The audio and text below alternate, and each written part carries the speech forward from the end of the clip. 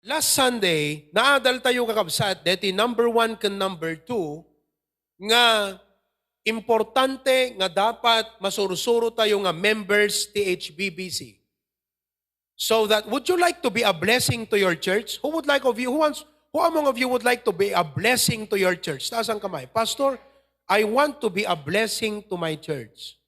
Dalawa lang yan eh. It's either you are a blessing or a burden. Depende no anya DJ na sursurum, right? Your life. So it's either your life, your manners, your attitude, whether kung ano man yan, either data nga banag makes you a blessing or a burden. Kalamot yung ti pagtaangan. Kadakay nga anak. Sino kadakay ti blessing ti pagtaangan? Are you a blessing in the home? Or are you a burden? If you know how to help wash the dishes, you're a blessing. Pero di ka man lapulos tumulong. Di ka pa among iligpit na nagidam. Awan lapulos ti maitulong mo. You're not a blessing. You are a burden. Imbagla ko mga rudo, nung tapas nagkangagbasa, da pangay ayo ako nada. Pero abos man pa eh. Hangka sumsumrek, hangka klas-klase. Bagsak ka, di kita grade mo. Tapos purpuro, barkada latat, ayan mo, sa kaagawid di balay, yung mapanmangan, anak ka. You're not a blessing in the home. You are a burden to your parents.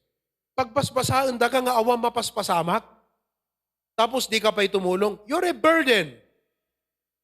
In our nation, as a citizen, you are either a blessing or a burden. Kala di dyan naudi ka kapsat nga nakita ta Facebook, tiniliw lang ang pulisan, ito da kaputa, DJ Kimut tilugan na kakabsat kat nasokupan na DJ. Ano na ganan? Walkway?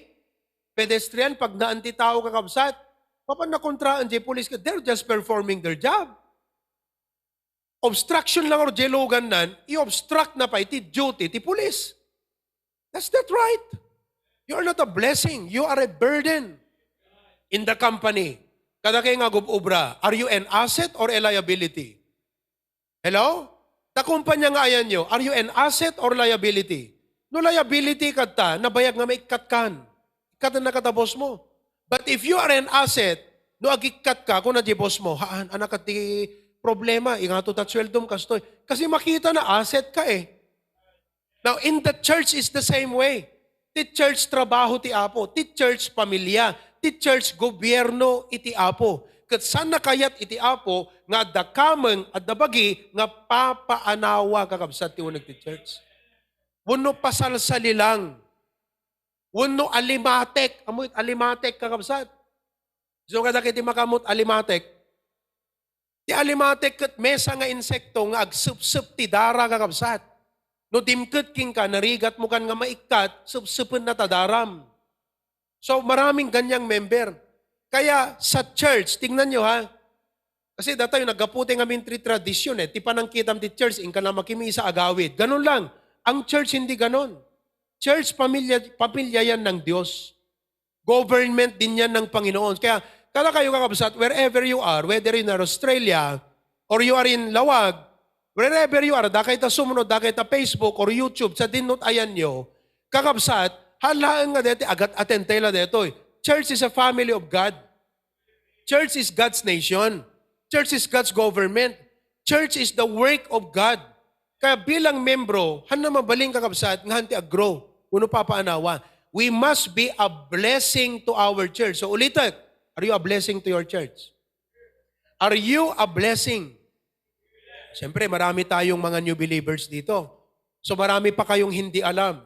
But if you are willing to learn, we will teach you how to grow in your faith and how you can serve God in the church. Would you like to serve God? Dakay nga new believers, do you want to serve the Lord? Kaya't Yohan, nag-amen, nagitin new believers na yun, nakaturog kay samat. Dakay nga new, diti church, agad atin kay makabulan, 2 bulan, would you like to serve the Lord? Gusto nyo bang mapaglingkuran ang Diyos? Say amen. Mahina. Maminsan pa gusto nyo bang mapaglingkuran ng Diyos? Amen? Mahina pa. Pambihira, ano? Isa pa. Gusto nyo bang maglingkod sa Diyos? Guro, iniisip nyo, magpapastor ako? Hindi ibig sabing magpastor ka. Magmimisyonary ako? Hindi. Ibig sabing maglingkod, kasla ko matabagi. Apay matakad amin. Nakaput ka pa itibagi nga puro mata. Mata ti busali ay so. Ni Job, puro busali, puro mata, ti busali. Oo. Nakaput ka pa itibagi nga puro lapayag. Tibagi at damata, dalapayag. Ganon din ang church. Nagpapaday ti maitulong tayo nga pagserbi ti Apo. But let us give our lives. Lord, use my life. Would you like God to use your life? Amen. Oh, ito. You must learn these things. Number 1, kailangan mong matutunan how to be strong in the Lord. Ipanagserbi ti Apo, san nga nalaka? Adot kalaban mo. Number 1 ni Satanas. Number 2, ta sarilim. Number 3, dagiti kagayem mo. Pasaray kabagyam. Relatives, family. So adot mang upay, adot mang discourage. Ado iti mang sebseb.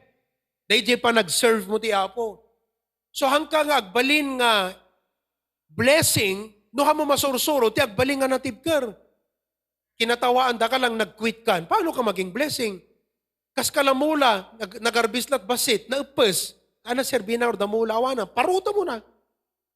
So may ka magkikimkimong, agserbiak ti Apo ko nam, basit lakan tiyaw, nag-stop ka, wala kang kwenta. Kailangan mong maging strong in the Lord. Pagka minsan kahit parents mo, pipigilan ka, hanggang mabanditan. Pero Lord ko nam, umuk na ni Father ko, hana ka maawatan. Hana maawatan ti church, hana maawatan ti Biblia. Ikanak ti strength up to Jack, maupay. Inaklat na makikimong Apo. Kala di member ti Bakaray di. Buy-buyan ni Ninang Eleanor Acacio. Intapwak na jibado na kakabsat. Gaput handa payagan idi. Intapwak na jibado na tapno nagbaptize. Tapwak na kalsada. May dadinagas. Nagsukat di kapilya. Nagpabaptize. Nagawid. Doon at bado ng arimwar. Nagsukat. Isumulabado ng asimangpet. Para hindi halata. Pero hindi yun ang nakapigil sa kanya. You need to be strong in the Lord. Ano pa'y mapasamak ti church kakabsat, nagpapada-aming nga nakapoy? Sino pa'y maasahan? O, acquire ka ita. Next time, awang ka manin. Kasano mo lang deta kakabsat? You're not a blessing. Kinakailangan, once nga inyasyo mo, tungkulin mo ti church, anyaman ti dumteng nga hindrance, anyaman ti mangupay, anyaman ti problema, patuloy ka lang kapatid. Kaya to be a blessing, kailangan you need to learn to be strong in the Lord. I don't know, no? Maybe some of you have problems. Maybe some of you have needs and trials, stress, iti na adult idi. Aday stress mo di pa nagbiag. Ado dagiti kasla mangagaw ti panunot mo, ma-pressure ka ita. Because of your work, because of your studies, because of your family problems. Daka mo no, the family problems you. And you are being stressed right now. Pero sabihin mo, Lord, hindi dapat ito ang makapigil sa akin. I must keep on going on. Magamta kaabay mo, tell your seatmate, don't quit. Magamta kaabay mo, don't quit. Be strong in the Lord. Oh, amen? Kaya't mo nga rod kakabsat, nga ag-drive tilugan, di ko mapapanamkat Manila. Di ta pelarang tayo kakabsat na perdin. Kaya't mo haan, ana, it's either in kapatarima, ano na ibaling mo, sukatam, ilakom ta, gumatang kati, may danon na kat Manila. So kahit nangasawon, dapat na tayo kakabsat, hindi lang yung pang itong taon lang. Next year, wala ka na. Nag-quit ka na. Dapat, sabi mo, Lord, dito pa nag-serve ko king kaapo, hangko amuno anyat dumteng nga problema ti masangwanan, ngem sakbay pa nga dumteng di gitoy, nakadesisyon akon apo, awan iti makapasardeng kanyat. Awan iti maka-discourage kanya. Kasi hindi nyo alam kung anong darating in the future. Okay kayo ngayon, pero hindi mo alam, bukas magka-problema ka. Hindi mo alam, di kito'y gayam, taktika lang ni Satan. O kaya di kito'y pang-test lang ti Apo keng ka. Inanghina ka, pinanghinaan ka ng loob, nag-quit ka, nag-stop ka, paano ka maging dependable? Aglalalo ka dahil nga datungkulin na ti church. Dapat pag may tungkulin kayo sa church, mas malalim ang inyong commitment. So you need to learn how to be strong in the Lord. Kaya, Pastor, anong ibig sabihin ng be strong in the Lord? Ibig sabihin yan, mga kapatid, kung ang Apo, hangko kaya iti siya klaeng. Mahina ako eh. I'm just human.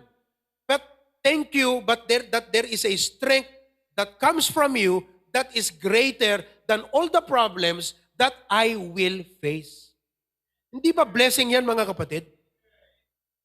Ilagi nating inaawit, there is no problem too big God cannot solve. Sino ka nakita na problema na itay? Tayong naima na. Oh, God can solve that. So why be discouraged? Hello? Kaya ito ang aking tanong sa inyo. Maaasahan ba ng Diyos nga ginggana nga dabiyag mo at dakan tulatang agserserbiging kuana? Amen ba? Maasahan ba ng Panginoon yan?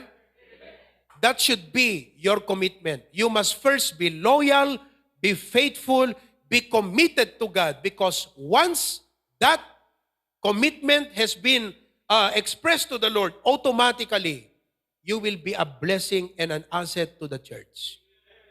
Kada kayo nga data Australia, malayo kayo, kayong nasa apari, kayong mga nasa abroad, malalayo kayo. Pero sana sabihin mo, Panginoon, before problems will come, I know problems will come. But I will make my decision. I am resolved no longer to linger. I will not be charmed by the world. I will not be tempted by the world. Mga classmates ko, ano man ang gawin nila, basta ako, maglilingkod ako sa Diyos. Amen ba? Okay, yan ang ibig sabihin ng be strong in the Lord. Number 2, to be a blessing, to be an asset in the church, not only that, you must be steadfast in the faith. You must be steadfast in the faith. Kaya nasa unti steadfast, unwavering. So, very related mula ka DJ number 1.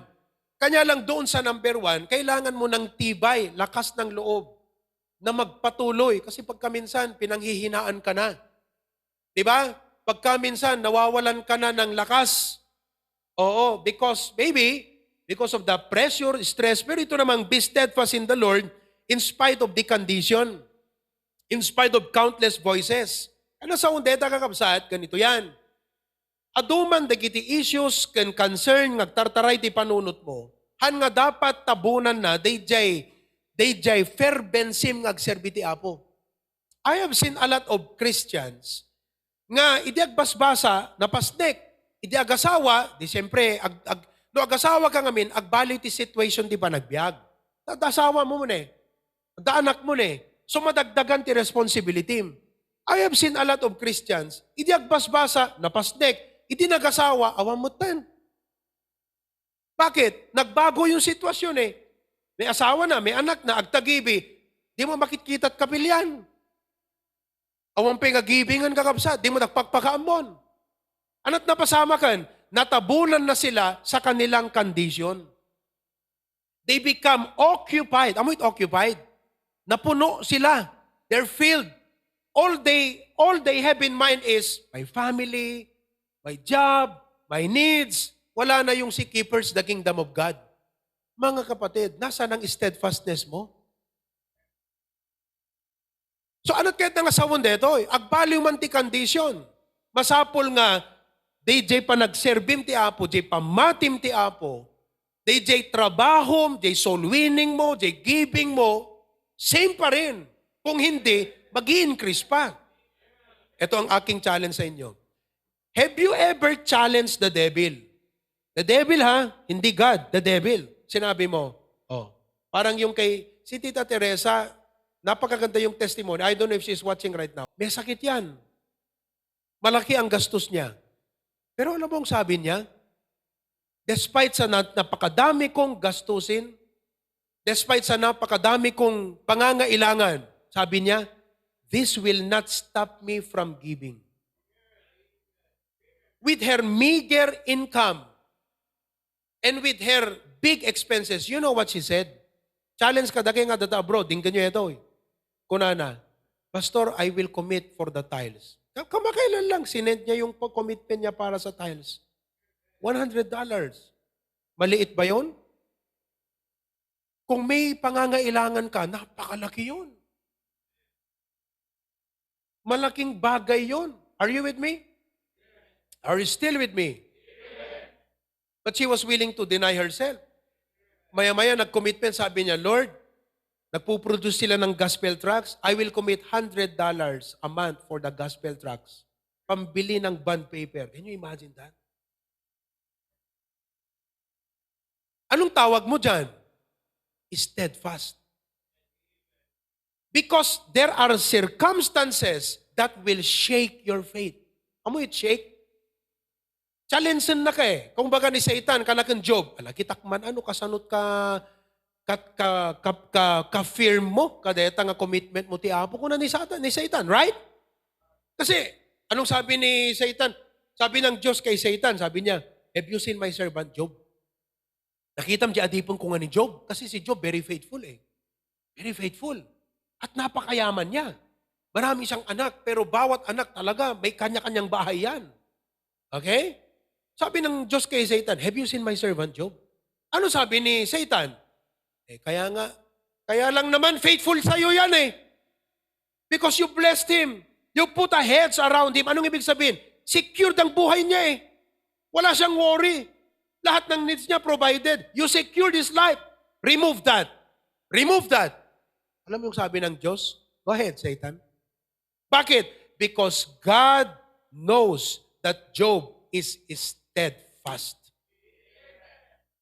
Alam mo ngayon, nag-uusap ang Diablo at ang Diyos. Sabi ng Diyos, go ahead, you test my servant Eric. Go ahead. Kasi alam niya si Brother Eric, firm. Are you firm, Brother Eric? Oh. Go ahead, suutom ti Abiba family. Sabi ng Diyos kay Satan. Tignan mo, mas lalong lalalim yan. Amen, Brother Joel? Sister Isabel? Oh. So dapat sika, kaya't mo nagbalin na blessing ti church, andaam. Kada kayo nga new believers, totoo to. Nandito ka, bless ka, pero later on, Satan will come to discourage you. So anong ginawa ni Satan? Inalis niya lahat. Di ba? Oh, tinanggalan niya yung sources of income. Amin na kamelyo. Pati camel nga kaserola. Wala lahat. Sino ka daki ti camel ti kaserola na? Oh, patay lahat. Sheep, oxen, everything was gone. So nasaan na ngayon ang kanyang security? Wala na. Crisis ngayon. Okay? Hindi lang yan. Aming nga anak na kinuha ng Diyos. Darating yan. There will be an event in your life where you would come and say, Lord, magku-question ka ng napakadami, ba't ganito? Kailan matatapos to? Ang hirap, Lord. Ayoko na. Suko na ako. Pero alam mo, nawala lahat yung anak ni Job. Pati misis niya, yun ang nag-give up yung misis niya eh. Yun ang hindi nakayanan eh. Sabi niya kay Job, yan kasi, asir-asir ka sa church. Faithful ka pa. Loyal ka sa pastor. Tignan mo, loyal ka sa pastor, faithful ka sa church, cheerful giver ka. Ano nangyari sa'yo? Nasaan ang sinasabing blessed? Alam mo, pagka minsan, dumarating yung ganun yung paradox of life. Yung irony. Nakalagay sa Biblia, pag faithful ka, pagpapalain, tapos faithful ka, biglang problema upon problema. Parang irony to, Lord Hindi ko nakikita sa buhay ko yung sinasabi mo sa Bible. Pero hindi mo alam. Meron ding kwento sa buhay na hindi lang puro maganda. May kwento rin sa buhay na all things work together for good. May kwento rin sa buhay na kahit anuman ang nawala sa'yo, kayang ibalik at palitan at ibigay ng Diyos doble pa. Meron din yan sa Bible. Si Job, firm lang siya sa Panginoon. Anong nangyari? When he heard all of these tragedies sa kanyang buhay, tumigil ba siya? Sinisi niya ba ang Diyos? Sinabi niya ba sa Panginoon, ayoko na, Lord? Akala ko ba pag faithful ako, pagpapalain, ba't ganito? Hindi. You know what he did? Inlalalo natin nag-worship ti Apo. Yan ang sinasabi ko, challenge the devil. Sabi mo, Satan, attack us, ilalalo may papan makikimong. Ure awan schedule ni gimong, indak agimong di kapilya. Sige ka. Sige, Satan, bigyan mo kami ng maraming pagkagastusan, sakit at lahat. Magko-commitment ako sa church. Kumbaga, alam mo, art of war yan eh. Yung bang suutan na ka ni Satan, pero hindi kanya makakaya. Hindi ikaw yung nag-give up. dapat ang dyablo ang mag-give up sa'yo. Sa totoo lang, nag-give up ang dyablo kay Job. Hindi si Job ang nag-give up. Ang problema, maraming mga Kristiyano, pag may tukso, pag may problema, pag may hardship, nag-give up. Paano ka maging blessing? Kaya nga, you need to be steadfast in the faith. I would like to remind you folks, kakatapos lang ang pandemic, hindi natin alam anong crisis ang susunod. May political crisis tayo ngayon sa Pilipinas. Whatever it happens, however it goes, it will affect our country. It will affect our country. Maraming nagsasabi, disqualified si BBM, madi-disqualify. If that happens, a lot of things can happen in our country. If it does not happen, marami pa rin ang mangyayari. Hindi titigil. Pero anyway, whatever happens, as a Christian, dapat ko na, apo, dahito yan ta ibagbagan ni Pastor. Umayan, di kita sa sarunong nga panubok. Alam nyo, palaging naririnig nyo itong testimony na ganito. Amuyo ka kabsat, no blessing, agsasaruno, tuno problema, agsasaruno men. Napadasan nyo detahan. Pero alam mo, ang kailangan mo dyan, steadfast ka. Dapat ikaw yung Kristiyano na talagang totoong ginto. Na habang isinasalang sa aboy, lalong kumikinang paglabas. Dapat ikaw yung Kristiyano na habang trials, upon afflictions, upon problems, come your way, dahil sa steadfast ang faith mo. Dahil sa you know how to be strong in the Lord. Ano ito mas masamak? Your tragedies becomes a testimony. Your problems will turn into a praise. Your worries and wars become worship later on. Do you have that strong faith? Buhay ba kayo mga kapatid? Oh. Kaya sana, kita-kita tayo lagi. Okay? Number 3, if you're going to be a blessing or an asset, iti trabaho, iti apo. Ito, hindi lang ito true sa church, even in the home, even in the company. Kaya, pag kayo Christian, okay? Number 3, be sterling in your service. Be sterling. Now, that is sterling kakabsat, idi ubingak, sikat nga notebook deta sterling. Isut mesa a kapintasan. Napimpintas ngam dagiti aspen. Aspen ba yon? Dete triangle ti logo na. Uno dete record kunanan sa.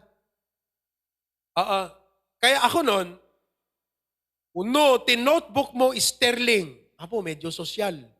Kasi maganda sterling From the name itself, sterling.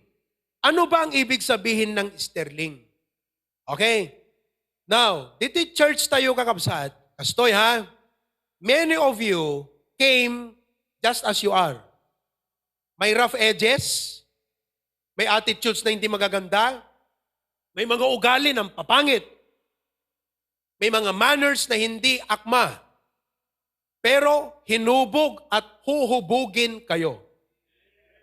Bakit? Bakit kayo dapat hubugin? Because in the service of the Lord, we want to render a quality and sterling service to God. What is sterling? The word sterling means excellent and valuable work.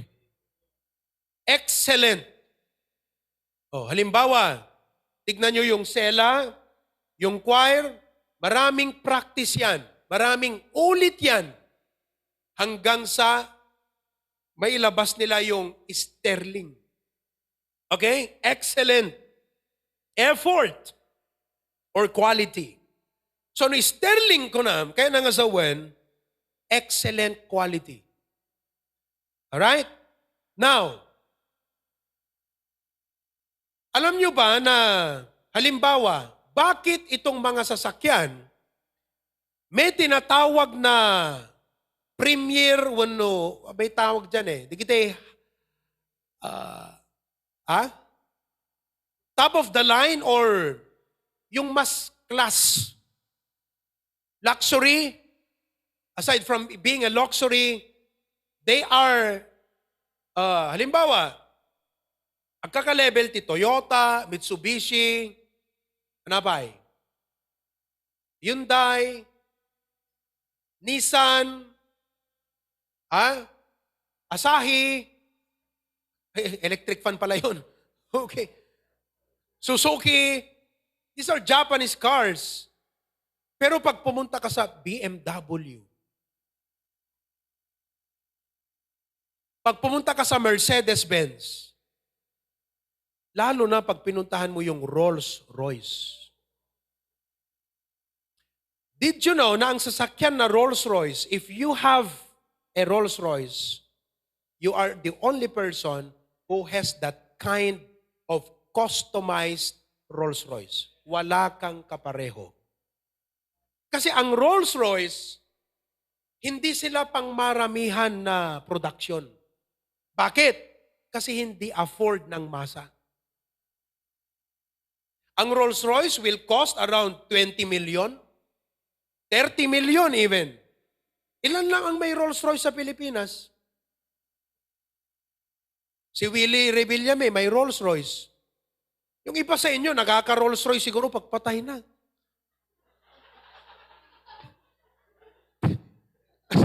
Isasakay ka dun sa karo na ala Rolls-Royce ang, dating. Kaya pag namatay kayo, sabihin nyo, uray mo lang dito, patay ko ang makanugan na Rolls-Royce kung nayon ka. Tapos i-request da iti funeral parlor, Rolls-Royce ti Pangiluganan daging ka. Lahat ng mga ito, talagang ibang klase. Pero ito what makes them different from Toyota, from Honda, from Nissan, itong mga ano natin. Pag sinakyan mo yan, malalaman mo kaagad, mararamdaman mo kaagad, there is a big, big difference. Ang tawag dyan, sterling, quality, premier, high class. Ang Rolls-Royce, yung kanilang mga upuan, handmade. O, yung leather niya, pati sa dashboard. Talagang yung isa na unit takes hours, a lot of people, a lot of skills, talents, high quality raw materials, expensive ones. Yung ibang mga matataas na sasakyan, yung leather lang ng upuan, Louis Vuitton. Yung kanyang umbrella, Gucci. Yung iba sa inyo, hindi nyo na alam yan. Ano ba yung Gucci? Parang candy yun Di ba? Oh. Now, sa church, dito sa HBBC Kakabsat, look kayo ay raw materials. Nakakatuwa kasi galing tayo sa pangit na buhay. May pangit na ugali. Kumbaga, amazing. Ito yung tinasabi natin. Grace lang ti Apo Kakabsat nga makapag-serve kayo ti church.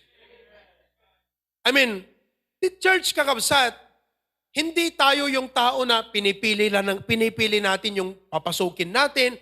Everyone is welcome. Pero pagdating na sa paglilingkod sa Panginoon, may quality service. Anong sabi ng Romans 12:1?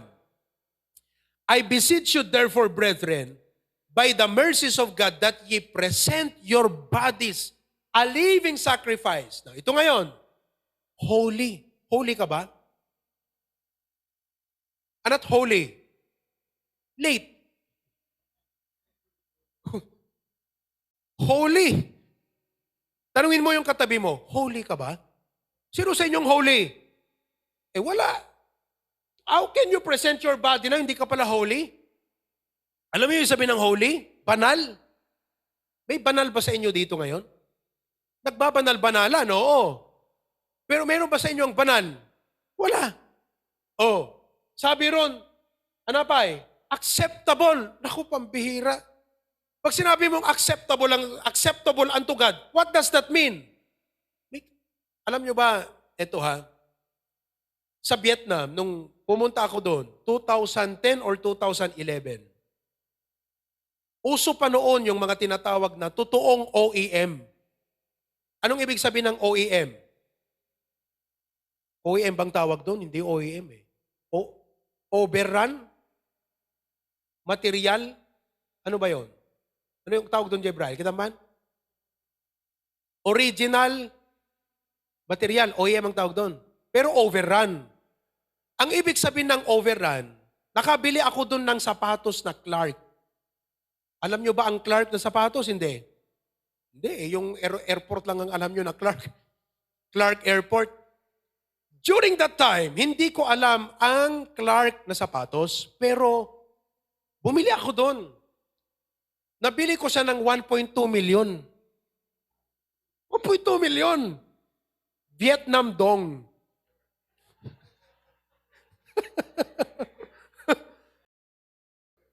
Brand new yan. 1.2 million Vietnam dong. Mga kapatid. Oh, magkano yan sa peso? Yun ang tanong. Sa peso, 2,000. 2,000. Okay? Nagustuhan ko siya. Hindi ko alam na ang Clark is, class na sapatos. Nabili ko siya. Bakit? Kasi nakita ko yung quality. Ang ganda ng leather niya. Kakabsat. Uri, kusay-kusay mo talaga. Pero, sino tagsapatos kami ngay kusay-kusay na, di ba? Pag-uwi ko, dumaan ako dyan sa Mall of Asia. Ang una kong pinuntahan, yung Clark na store. Alam nyo, yung sapatos na binili ko ng 2,000 pesos worth, sa Mall of Asia, 12,000. 12,000. Ba't ko siya nabili ng 2,000? Ang sabi ng isang pastor sa Vietnam noon, these are overrun. Ibig sabihin, galing sa factory ng Clark. Ang material niya, Clark. Ang mga gumawa, taga-Clark. Pero may konting, what do you call that? May konting defect. Nagkilo jay dait. Parang ganon. Nagkilulat dait na. So reject. Kaya itong mga taga-factory, ang ginagawa nila, itinatapon. Or ibinebenta sa mga resellers sa labas. Ngayon, it's hard to really determine and overrun. Pag sinabing overrun, you better run. Umalis ka dyan. Hindi totoo yan. Oo. So, overrun mga kapatid. Yung quality niya, talagang grabe yung kanyang quality. Okay? Now, sa church, gusto ng Panginoon na tayo acceptable. Okay, ganito yan. Bakit inalis? Hindi pumasa sa tinatawag na QC. Anong QC? Quality control. May quality control yan eh. Bago yan i-box at i-ship papuntang New York o papuntang Pilipinas sa mga kung saan-saan, kina-quality control yan. Kina-flashlight, tinitignan, meticulously. Pag hindi pumasa sa quality control, reject. Mga kapatid, tignan niyo yung verse. Go to the verse again. Ano daw ang i-present natin na katawan sa Panginoon? What kind of body? Your body. Whose body? Your body. Do you have a body? May katawan kayo o wala? Meron o wala? Okay. Anong gagawin mo sa katawan mo na ipipresent mo sa Diyos? It should be holy. It should be what? Acceptable. Anong ibig sabihin yan? Katanggap-tanggap. Tanong, who among of you, looking at your life, looking at your mindset, your ugali, are you acceptable to God? Baka nga ikaw, i-judge mo yung sarili mo, hindi ka acceptable sa sarili mo eh. Pag tinignan natin sa Bible, walang acceptable. Kaya nga mga kapatid, anong trabaho naming pastor? To teach you so that you can present your life acceptable before God. Makapag-serve ka sa Panginoon na acceptable service. Kaya sa verse 2, sabi doon, be not conformed to this world. Ang gagawin namin, ipipreach namin ang salita ng Diyos, uhubugin ka. Kaya itong church, listen, the church is a, ano bang English ng hubog? Molding. The church kakabsat, pagdamilyan. The church, pagdamilyan. You are all clay. Madamili kayo kakabsat. Ngagbalin nga na, sterling vase. Alam mo, do you know how to kilatis a vase kung ito ay okay o hindi? Alam mong ginagawa ng mga ano daw, ng mga damdamili? isarang dayan ti init kasi doon marireveal yung cracks. Alam mo, actually, kitkitan kaya kitkitaan da kita kakabsat. But if we go to the sunlight of the Word of God, ito ang sunlight, marireveal, maraming crack sa buhay natin. Hello? Maraming crack. Paano tayo makapag-serve sa Panginoon? Kailangan nating mahubog. Kaya may discipleship. Kaya mamaya, after the service, dakay nga new believers, you remain. Because I have a lesson I want to teach you. Parang Sunday school natin yun. Okay? Are you with me? Okay. So, we need to render to God a sterling service. Now, ang susi dyan ay kailangan ng discipline. Now, bakit ang Japan? Sino katakay di nakapan Japan ng kapsat? Awampay? Pati siya ke. Singapore. Sino nakapan Singaporean? Oh. Magandang Pilipinas, magandang Singapore, pero alam nyo ang difference? Pag pumunta ka sa Makati, malalaki ang buildings doon, right? May trend sa Manila. Amen? Oh.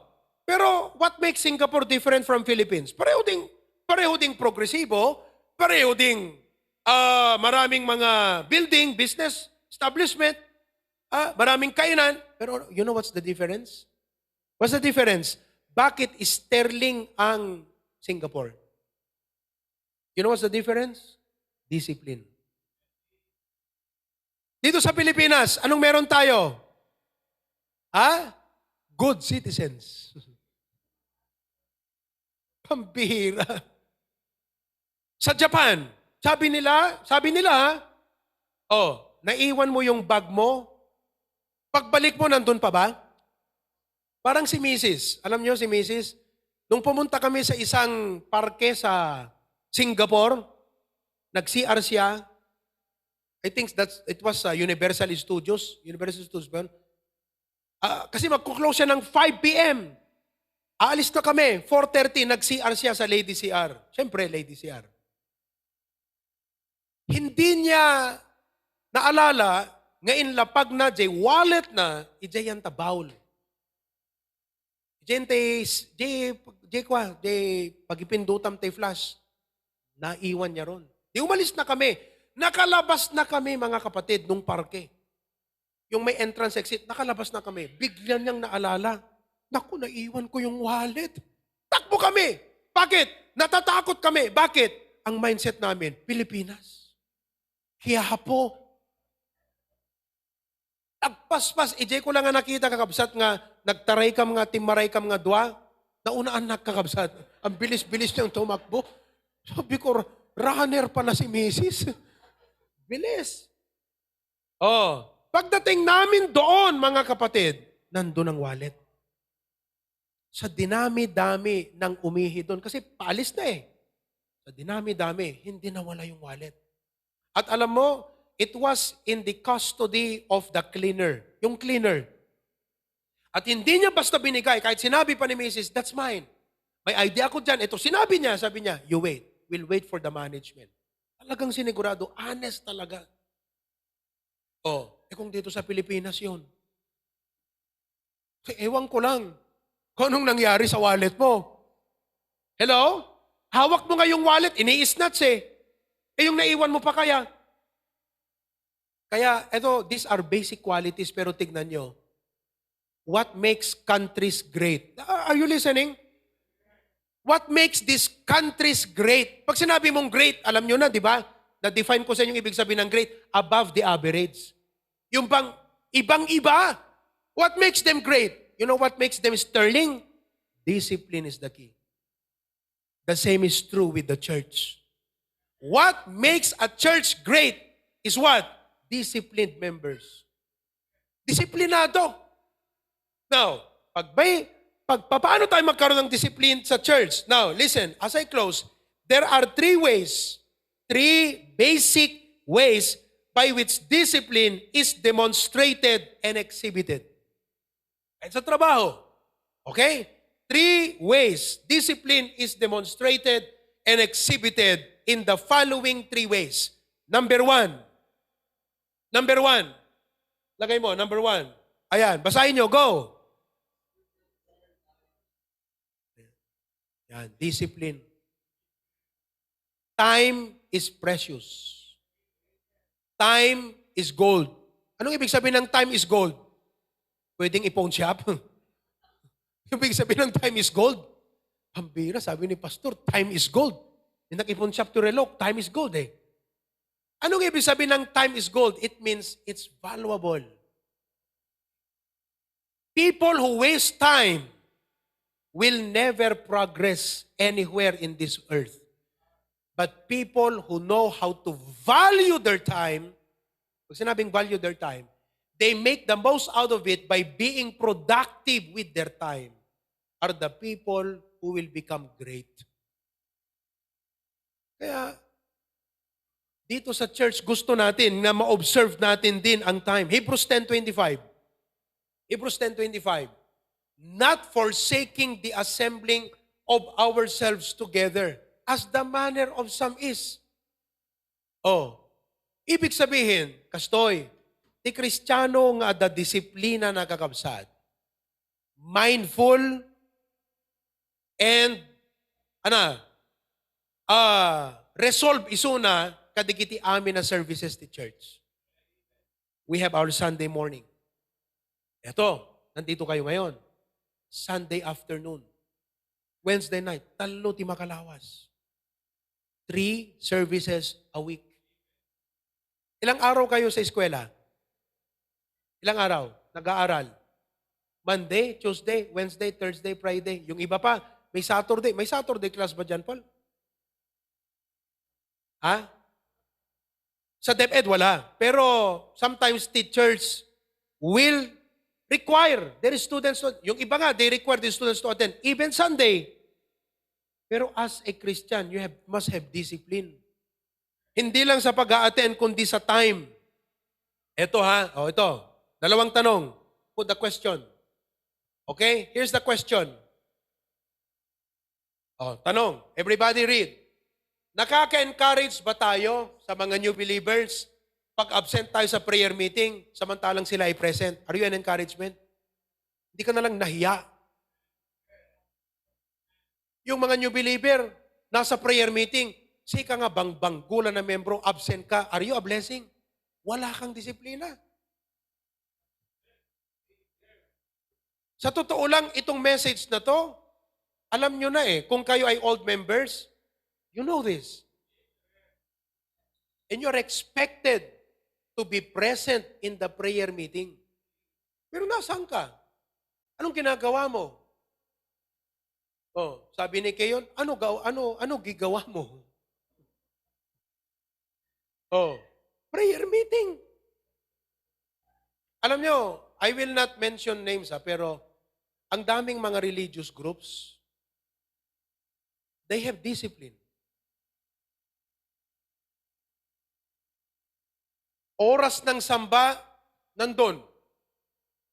And they really observe it na alam nila yung oras. Pag alas 6, talagang 4:30, nagsasara, nagpapaalam na yan. I have to go. May service kami.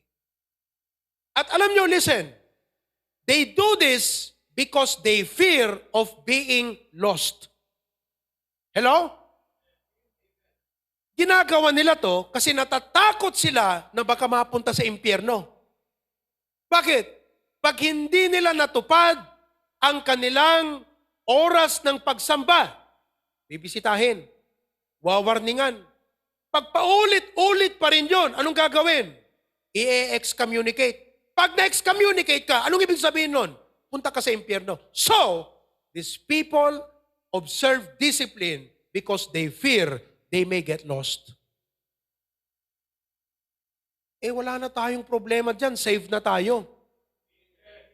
Bakit ngayon natin ginagawa ito? Not of fear, but of love. Because you love God. Kaya kayo, you come to church on time and attend all the services, hindi para maligtas ka o hindi yung para hindi ka mawala sa impyerno. Hindi dahil mahal mo ang Diyos.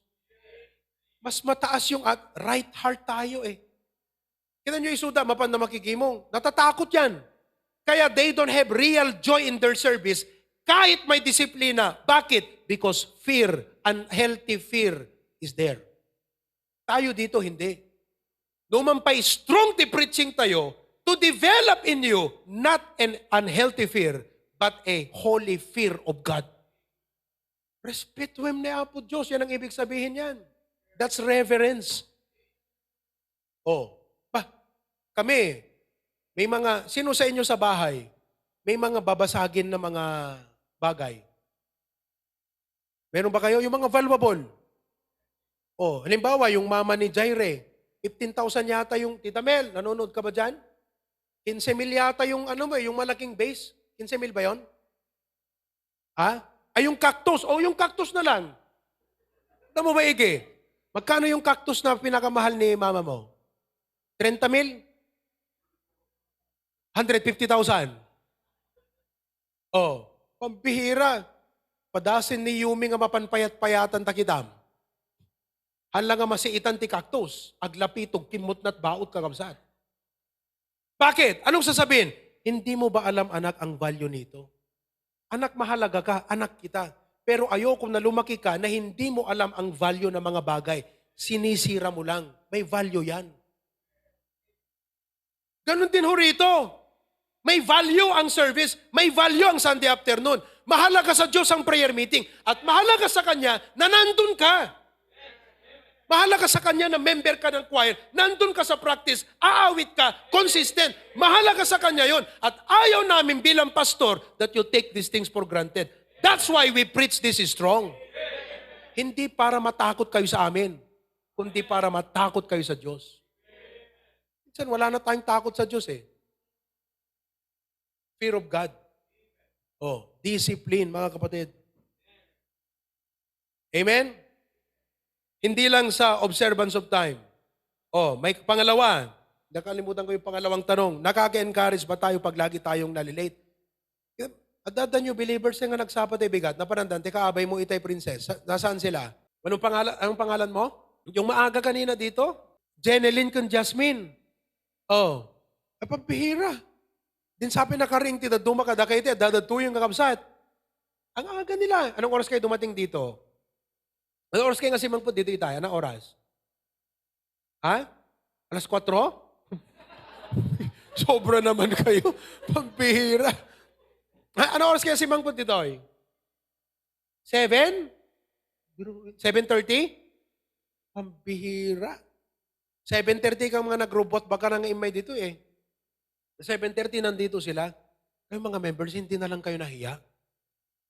Nauna pa yung bisita sa inyo. Dapat pag member ka, sikat nagpasangpot ti bisita. Hindi eh. Yung bisita ang nagpasangpot ng member. Makaput ka pa iti kasta. Napang ka nag-attend ti kasar, sika nga bisita, sika mo hindi. Hindi. Are you listening? Hindi encourage. Bakit? Walang disiplina.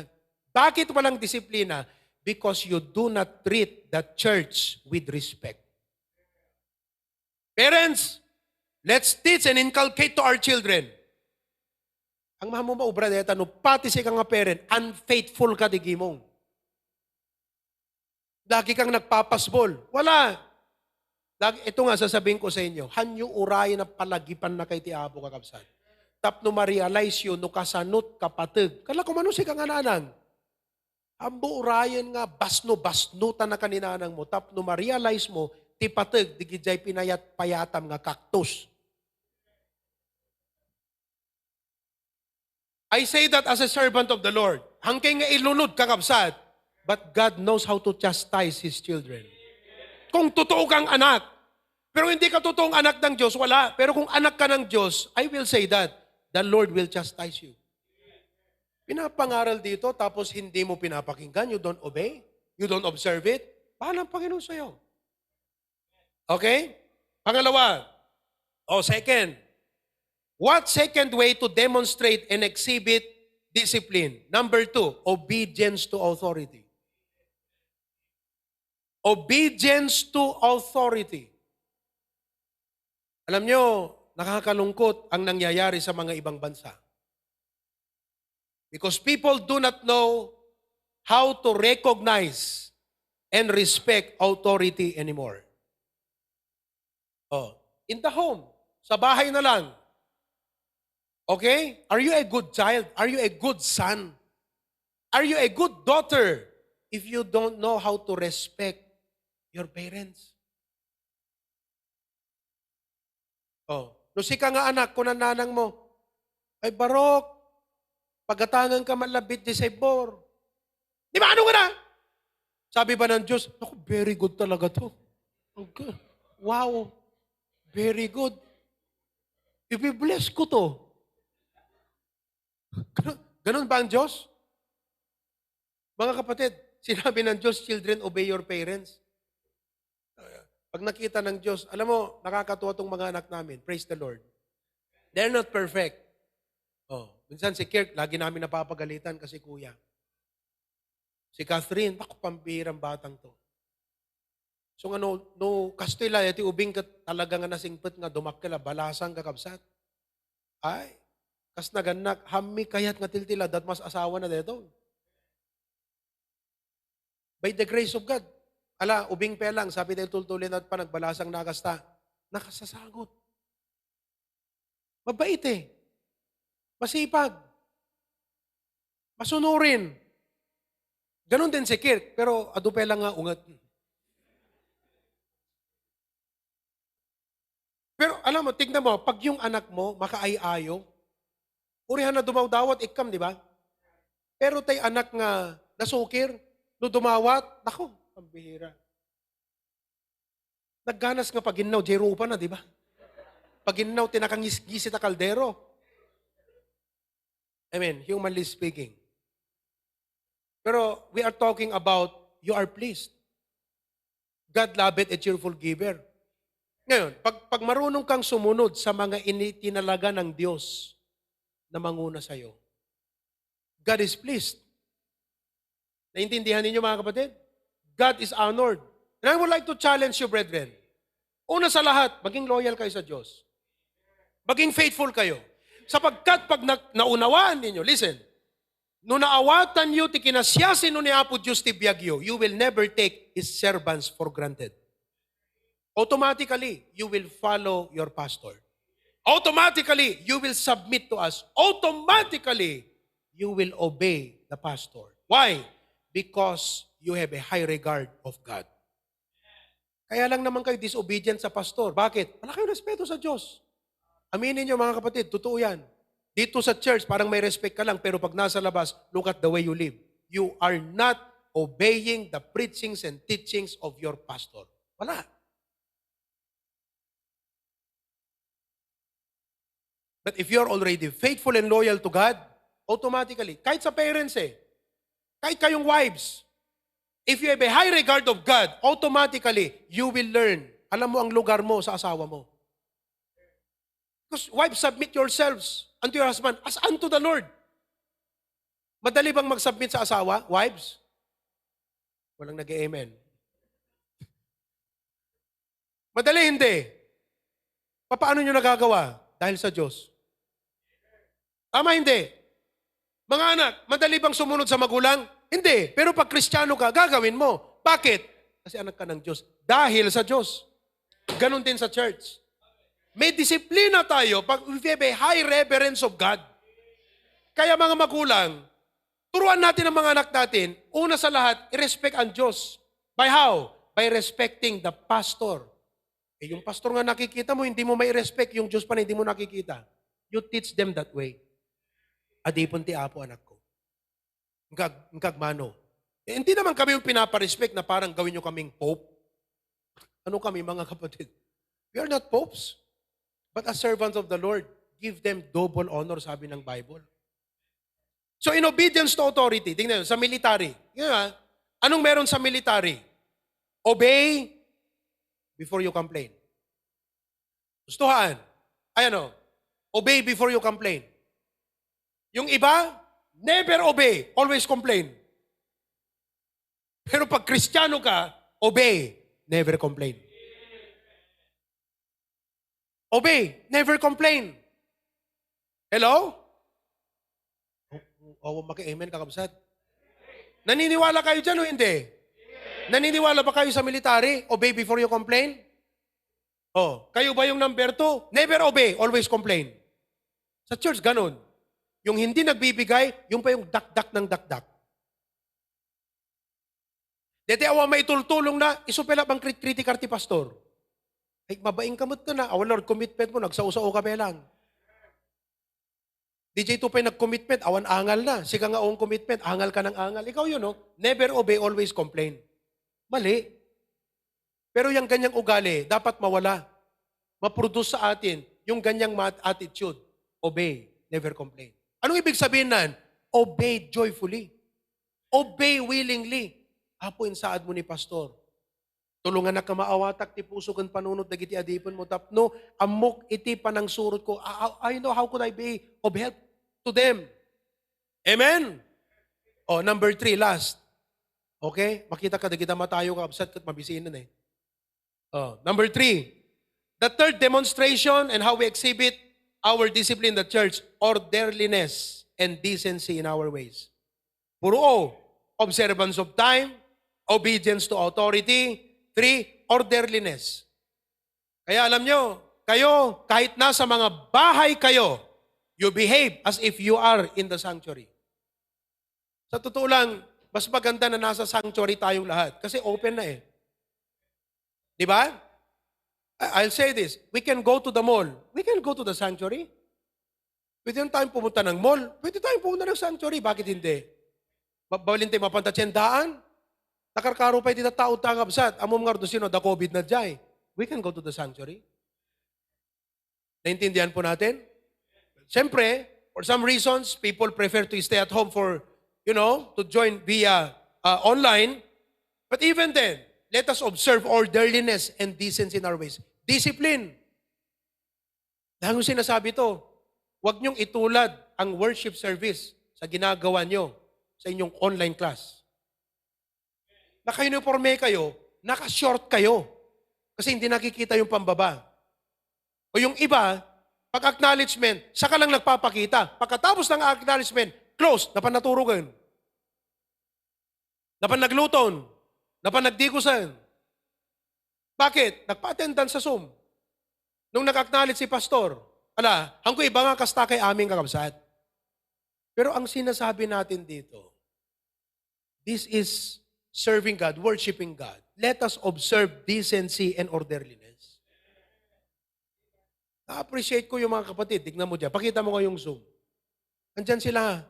Siyempre yung iba, mahina ang signal, kaya naka-off yung video. Pero yung iba, mahina ang pananampalataya, kaya naka-off ang video. Nanghina na eh, lumalamig na. Tignan nyo yan, Amen. We have Brother Aaron. Anong tawag dyan? Silhouette. Naka-silhouette yung video mo. Ma'am Pearl, good morning. Tito Dave and family, morning. Sister Raquel Agonoy, Canada, hindi pareho ang schedule natin dyan. Brother Glenn, alam mong oras doon ngayon? Alas 6, alas 7 ng umaga. Sir Menry Mamila, nakapang-church sila ng bihis. Sister Riza, Canada yan. Kita nyo ni Ma'am Felikin ni Ma'am Madeline. Nasa Big Island.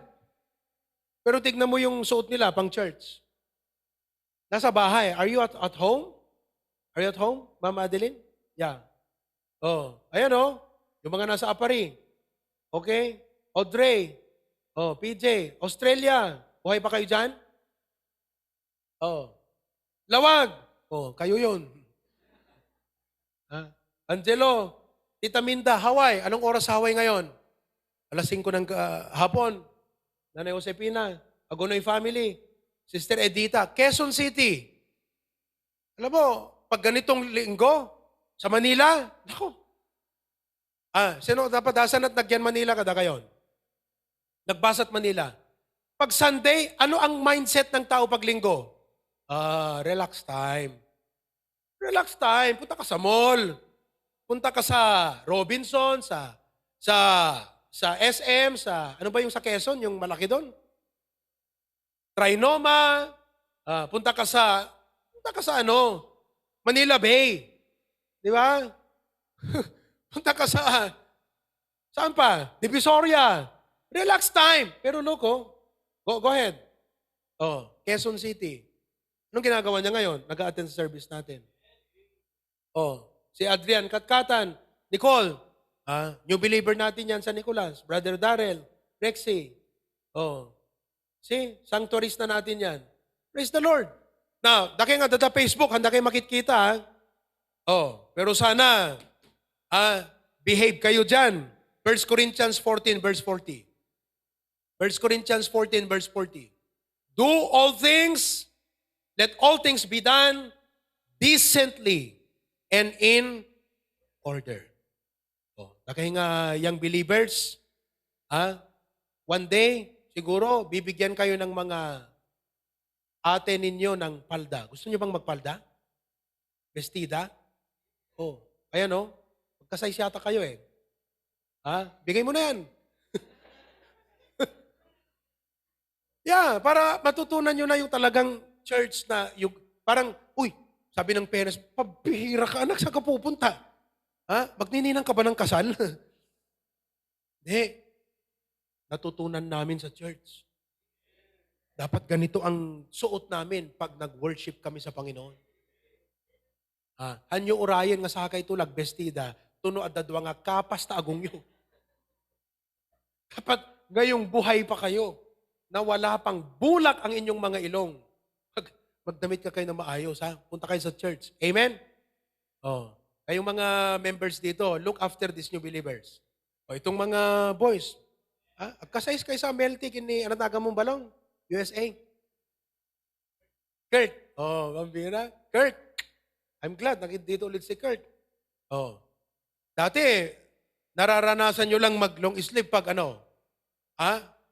JS prom. Wala nang JS ngayon. Wala nang JS.